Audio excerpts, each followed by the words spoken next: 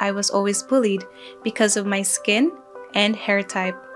Our Miss Universe Philippines 2024 is Bulacan! Sobrang saya po. Hindi ko, matagal na po pangarap ng anak ko. Natupad din.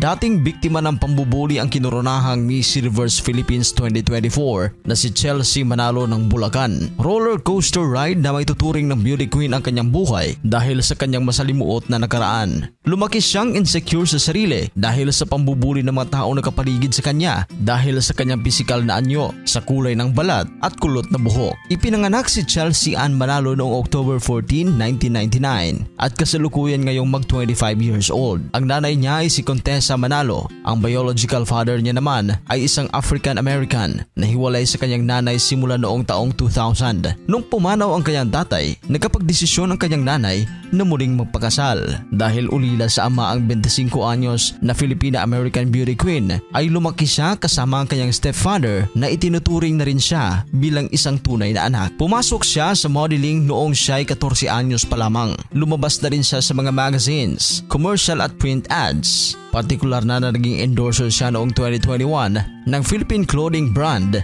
na Bench. Nagtapos si Chelsea sa kursong tourism. Ang kanyang advokasya naman ay nakasentro sa edukasyon ng mga kabataan, lalo na sa mga katutubo sa Norsagaray, Bulacan.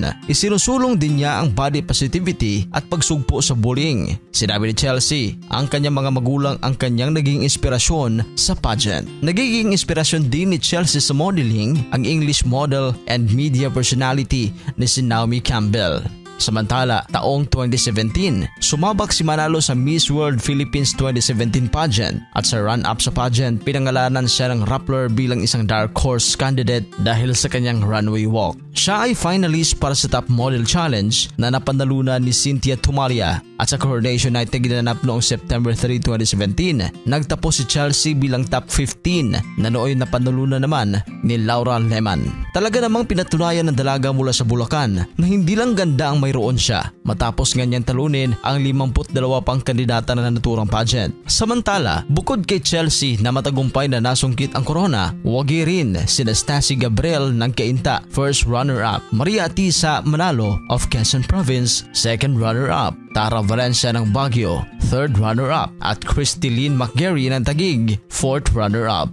Ang dating binubuli, ngayon siya na ang magiging representative ng Pilipinas sa susunod na edisyon ng Miss Universe na gaganapin sa Mexico ngayong taon. Susubukan itong masungkit at muling maiuwi sa bansa ang Miss Universe crown. Sa ngayon ay 4 na beses nang itinanghal ang pambato ng Pilipinas bilang Miss Universe. Una na rito ay si Gloria Diaz noong 1969, sumunod naman si Margie Moran noong 1973, wagi rin si Pia Wurtzbach noong 2015 at ang huli ay si Catriona Gray noong 2018. Para sa inyong reaksyon, please comment down below. At sa mga hindi pa nakapag-subscribe, huwag kalimutan mag-subscribe and hit the notification bell for more updates. Maraming salamat po.